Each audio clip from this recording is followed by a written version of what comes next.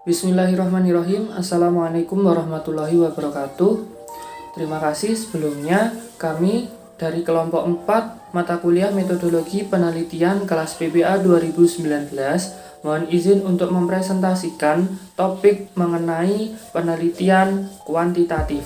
Kami dari kelompok 4 beranggotakan yang pertama yakni Bevina Audrey Renalda dengan NIM 008. Kemudian teman saya Kalimatul Maghfirah dengan NIM 029, dan yang ketiga saya sendiri dengan Angga Eka Aldianto dengan NIM 005, dan yang terakhir yakni Adinda Riza Safitri dengan NIM 054. Baiklah, seperti yang sudah saya sebutkan sebelumnya, di sini kami akan mempresentasikan tentang metode penelitian kuantitatif. Baiklah, di slide pertama ini kami akan mempresentasikan pengertian metodologi penelitian kuantitatif. Nah, metodologi penelitian kuantitatif memiliki makna sebagai metodologi penelitian yang berdasarkan pada filsafat positivisme yang digunakan untuk meneliti pada populasi atau sampel tertentu. Nah, untuk metodologi penelitian kuantitatif ini juga memiliki beberapa kriteria atau ciri khas yang diantaranya yaitu teknik pengambilan sampelnya dilakukan secara random, kemudian untuk pengumpulan data menggunakan instrumen penelitian yang sesuai, dan yang ketiga yakni analisis data bersifat kuantitatif dengan menggunakan statistik. Baiklah, slide selanjutnya kami akan mempresentasikan aksioma atau pandangan dasar penelitian kuantitatif. Nah, pandangan dasar penelitian kuantitatif dapat ditinjau dari beberapa aspek. Pertama, ada aspek dari sifat realitasnya. Nah, aspek ini bersifat konkret, dapat diindra atau dapat diamati oleh panca indera, dan dapat diverifikasi. Kemudian untuk hubungan peneliti dengan objek penelitian memiliki sifat hubungan bersifat independen, artinya berdiri sendiri, dan tidak tergantung satu sama lain. Kedua, yaitu teknik pengumpulan datanya dapat dilaksanakan menggunakan kuesioner. Kemudian, hubungan antar variabelnya mengarah ke sifat sebab akibat, sehingga terdapat variabel independen dan dependen. Kemudian ada hubungan antara satu variabel dengan variabel lainnya, yakni ada sebab akibat tadi ya. Kemudian, kemungkinan untuk generalisasi menekankan pada keleluasaan informasi, bukan kedalaman, sehingga metode ini cocok untuk populasi yang luas dengan variabel terbatas. Nah, untuk peranan nilainya itu sendiri, nilai-nilai tidak berperan signifikan, bahkan nilai-nilai ini tidak ada pengaruhnya sama sekali, karena peneliti tidak berinteraksi langsung dengan sumber data atau responden. Slide selanjutnya yakni tentang karakteristik. Yang pertama, mengenai tujuan. Dalam penelitian, seorang peneliti akan menguji teori, menunjukkan hubungan antar variabel, dan mencari generalisasi yang mempunyai nilai prediktif. Yang kedua yakni teknik pengumpulan data yang dapat dilakukan dengan kuesioner, observasi terstruktur, dan wawancara terstruktur. Kemudian yang ketiga yakni instrumen penelitian. Instrumen penelitian dapat dilakukan dengan tes dan angket. Kemudian data yang diperoleh adalah data kuantitatif. Selanjutnya yakni sampel. Sampel dapat berupa besar, representatif, sedapat mungkin random, ditentukan sejak awal. Kemudian analisis. Analisis dilakukan setelah kegiatan pengumpulan data atau data dikumpulkan memakai logika deduktif, menggunakan statistik deskriptif atau inferensial. Selanjutnya yakni hubungan dengan responden. Hubungan dengan responden dibuat berjarak, kedudukan peneliti lebih tinggi daripada responden, hubungan peneliti dengan responden dalam waktu jangka pendek sampai hipotesis dapat dibuktikan. Kemudian selanjutnya yakni usulan desain. Usulan desain luas dan rinci dan tetap tidak berubah. Literatur yang berhubungan dengan masalah dan variabel yang diteliti dijadikan sebagai pegangan utama dalam melaksanakan penelitian. Masalah dirumuskan dengan spesifik dan jelas, kemudian hipotesis dirumuskan dengan jelas. Selanjutnya adalah ciri khusus penelitian kuantitatif. Yang pertama, mendeskripsikan permasalahan penelitian dengan penjelasan tentang hubungan antara beberapa variabel. Yang kedua, yakni memberikan peran utama untuk kepustakaan dengan mengemukakan dan menjustifikasi pertanyaan penelitian serta menentukan arah penelitian. Yang ketiga, membuat pernyataan maksud penelitian dan hipotesis yang spesifik, sempit, dapat diukur dan dapat diobservasi. Kemudian yang keempat, yakni mengumpulkan data numerik dari sejumlah responden menggunakan berbagai instrumen. Yang kelima, menganalisis tren, membandingkan kelompok, dan menghubungkan variabel menggunakan analisis statistik. Yang keenam, yakni menulis laporan penelitian dengan struktur dan kriteria evaluasi yang standar menggunakan pendekatan yang objektif dan tidak terbias. Nah, pada slide ini kami akan mempresentasikan kapan penelitian kuantitatif digunakan. Penelitian kuantitatif digunakan apabila yang pertama, masalah penelitian yang merupakan titik tolak penelitian sudah jelas. Yang kedua, apabila peneliti ingin mendapatkan informasi yang lebih luas dari populasi. Dan yang ketiga, apabila peneliti bertujuan untuk menguji hipotesis penelitian. Dan yang keempat, apabila peneliti mendapatkan data yang akurat berdasarkan fenomena empiris dan dapat diukur. Dan yang terakhir, yaitu apabila peneliti ingin menguji validitas pengetahuan atau suatu teori apabila terdapat keraguan-raguan. Jadi, ada 5 aspek tersebut yang menyebabkan peneliti kuantitatif dapat digunakan. Dengan kondisi-kondisi tersebut, peneliti sudah memasuki syarat untuk menggunakan penelitian kuantitatif dalam penelitiannya. Seperti itu. Selanjutnya, saya akan menjelaskan mengenai proses penelitian kuantitatif. Proses penelitian kuantitatif dimulai dengan mencari masalah dan sumber masalah. Masalah yang dapat digunakan dalam penelitian kuantitatif dapat berupa empiris maupun teoritis. Masalah yang telah didapatkan kemudian dilakukan pengidentifikasian untuk mendapatkan batasan masalah agar penelitian lebih terarah. Setelah mendapatkan batasan masalah, maka peneliti akan merumuskan rumusan masalah untuk pengajuan hipotesis. Dalam pengajuan hipotesis dapat dilakukan dengan 2 cara, yakni membaca dan berpikir konsep dan teori yang relevan, yang kemudian melakukan deduksi dan menyusun hipotesis. Yang kedua, yakni membaca hasil temuan penelitian yang relevan, kemudian melakukan reduksi dan mengajukan hipotesis. Setelah hipotesis didapatkan, maka dilakukan pengujian validitas dan reliabilitas instrumen penelitian yang sangat berkaitan dengan bentuk instrumen yang digunakan dalam penelitian. Bentuk instrumen ini dapat berupa angket, wawancara, maupun observasi. Dalam pengujian ini dapat dilakukan dengan menggunakan angket.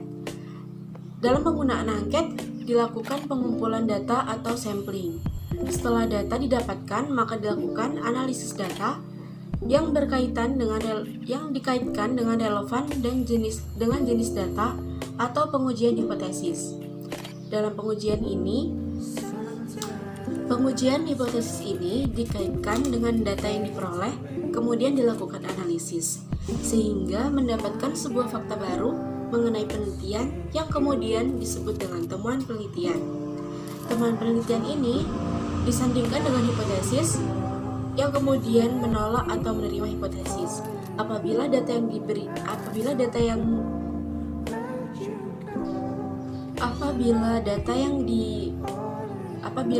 yang dihasilkan koheren atau sesuai dengan hipotesis, maka hipotesis diterima. Sedangkan apabila data yang dihasilkan tidak koheren atau tidak sesuai dengan hipotesis, maka hipotesis ditolak. Kemudian selanjutnya yang terakhir yakni adalah penarikan kesimpulan. Setelah data yang dianalisis yang kemudian disandingkan dengan hipotesis, maka dapat ditarik kesimpulan dari sebuah penelitian tersebut. Selanjutnya yakni sistematika penyusunan proposal penelitian kuantitatif. Yang pertama yakni judul penelitian, yang kedua latar belakang masalah, yang ketiga rumusan masalah, yang keempat tujuan penelitian, yang kelima manfaat penelitian, yang keenam yakni landasan teori dan atau telaah penelitian terdahulu, kerangka berpikir dan pengajuan hipotesis. Yang ketujuh yakni metode penelitian yang meliputi A. rancangan penelitian, B. populasi dan sampel, C. Instrumen pengumpulan data, D. Teknik pengumpulan data, dan E. Teknik analisis data. Kemudian yang ke-8 yakni sistematika pembahasan, yang ke-9 ada outline daftar isi, yang ke-10 ada daftar rujukan yang meliputi lampiran yang berisi matriks penelitian dan instrumen pengumpulan data. Kemudian yang pertama yakni judul penelitian. Adapun hal-hal yang perlu diperhatikan dalam pengajuan judul penelitian kuantitatif, yakni yang pertama, judul penelitian kuantitatif pada umumnya disusun berdasarkan masalah yang telah ditetapkan. Kemudian, judul penelitian kuantitatif harus sudah spesifik dan mencerminkan permasalahan dan variabel yang akan diteliti. Dan yang ketiga, judul penelitian kuantitatif digunakan sebagai pegangan peneliti untuk menetapkan subvariabel yang akan diteliti, teori yang akan digunakan, instrumen pengumpulan data yang akan dikembangkan, teknik analisis data, serta kesimpulan.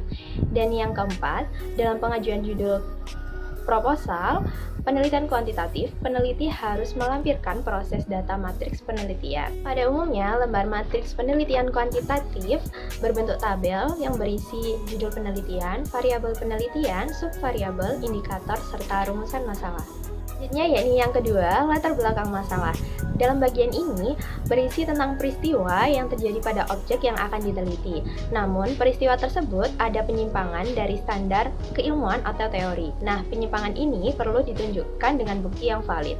Oleh karena itu, peneliti perlu menjelaskan secara teoritik mengapa fenomena itu dikatakan masalah dan mengapa penting untuk diteliti.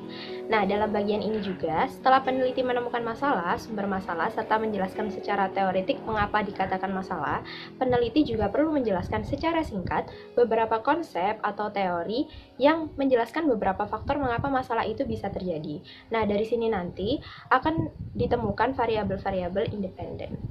Selanjutnya yang ketiga, yakni rumusan masalah.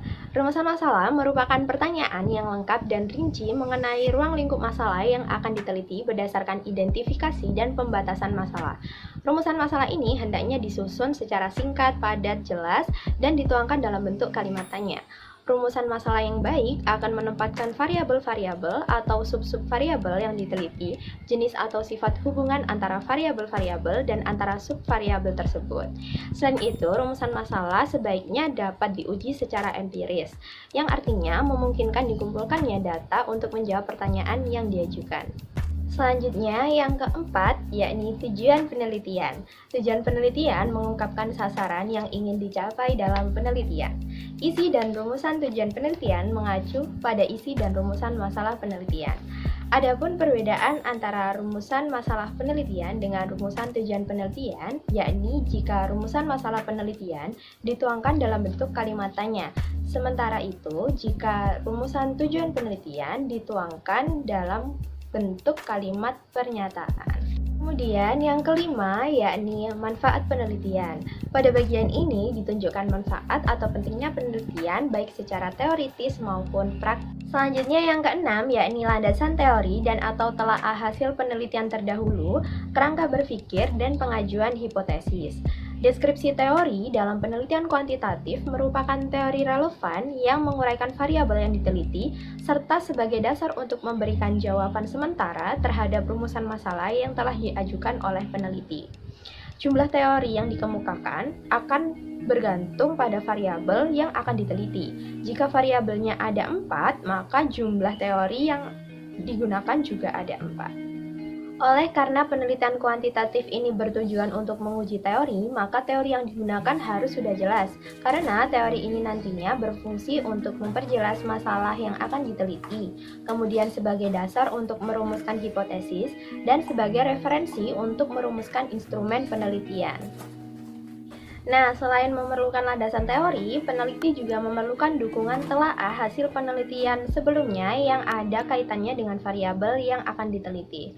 Bahan-bahan telaah pustaka ini dapat diambil dari jurnal, disertasi, tesis, skripsi, atau laporan penelitian. Pemilihan bahan pustaka yang akan dikaji didasarkan pada 2 kriteria, yakni yang pertama, prinsip kemutahiran, kecuali untuk penelitian historis, dan yang kedua, prinsip relevansi. Prinsip kemutahiran penting karena ilmu pengetahuan berkembang secara cepat. Kemudian, dengan prinsip kemutahiran, peneliti dapat berargumentasi berdasarkan teori-teori yang pada waktu itu dipandang paling representatif. Nah, sedangkan untuk prinsip relevansi diperlukan untuk menghasilkan kajian pustaka yang erat kaitannya dengan masalah yang diteliti. Selanjutnya yakni kerangka berpikir. Kerangka berpikir ialah model konseptual tentang bagaimana teori berhubungan dengan berbagai faktor yang telah diidentifikasi sebagai masalah yang penting. Kerangka berpikir yang baik akan menjelaskan secara teoritis pertautan antar variabel yang akan diteliti. Jadi, secara teoritis perlu dijelaskan hubungan antar variabel independen dan dependen. Selanjutnya adalah hipotesis penelitian. Hipotesis adalah jawaban sementara terhadap masalah penelitian yang secara teoritis dianggap paling mungkin dan paling tinggi tingkat kebenarannya. Rumusan hipotesis yang baik hendaknya yang pertama menyatakan pertautan antara dua variabel atau lebih, yang kedua dituangkan dalam bentuk kalimat pernyataan, yang ketiga disusun secara singkat, padat, dan jelas, dan yang keempat dapat diuji secara empiris. Kemudian ada metode penelitian.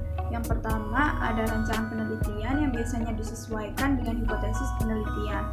Yang kedua ada populasi dan sampel yang membahas tentang identifikasi dan batasan-batasan tentang populasi atau subjek penelitian, prosedur dan teknik pengambilan sampel dan juga besarnya sampel. Kemudian yang ketiga ada instrumen pengumpulan data yang berhubungan dengan ketepatan teknik atau cara mengumpulkan data. Yang keempat, ada teknik pengumpulan data yang harus dipilih dengan benar agar data yang diperoleh dapat valid dan reliable. Kemudian yang kelima, ada teknik analisis data. Proses analisis data dalam penelitian kuantitatif yaitu pengolahan data dalam bentuk statistik. Statistik dibedakan menjadi dua, yaitu statistik deskriptif dan statistik inferensial. Selanjutnya ada statistika pembahasan yang mengungkap alur bahasan. Kemudian rancangan outline daftar isi yang dibedakan menjadi 3 bagian, yaitu bagian awal, bagian inti, dan bagian akhir. Untuk bagian awal sendiri ada halaman sampul, halaman judul, lembar persetujuan pembimbing, halaman pengesahan, moto, abstrak, kata pengantar, daftar isi, daftar tabel jika ada, daftar gambar jika ada, daftar lampiran, dan juga pedoman transliterasi. Kemudian ada bagian inti yang meliputi bab 1, pendahuluan seperti latar belakang masalah, rumusan masalah, tujuan penelitian, manfaat penelitian, dan sistematika penelitian.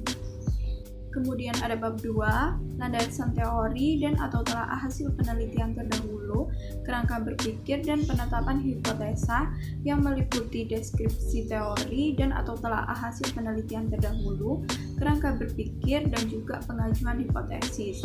Bab 3, metode penelitian yang mencakup rancangan penelitian, populasi sampel dan responden, instrumen pengumpulan data, teknik pengumpulan data, dan teknik analisis data.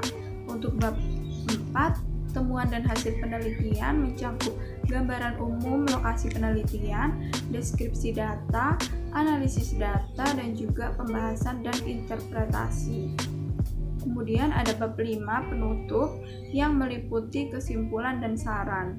Untuk bagian akhir sendiri ada daftar rujukan, lampiran-lampiran, riwayat hidup, dan juga pernyataan keaslian tulisan. Kemudian ada daftar rujukan. Nah, pada daftar rujukan ini yang dimasukkan ke dalam daftar rujukan harus disebutkan dalam teks. Artinya, bahan pustaka yang hanya digunakan dalam bahan bacaan tetapi tidak dirujuk dalam teks tidak perlu dimasukkan ke dalam daftar rujukan. Sekian presentasi dari kelompok kami, kurang lebihnya mohon maaf. Wassalamualaikum warahmatullahi wabarakatuh.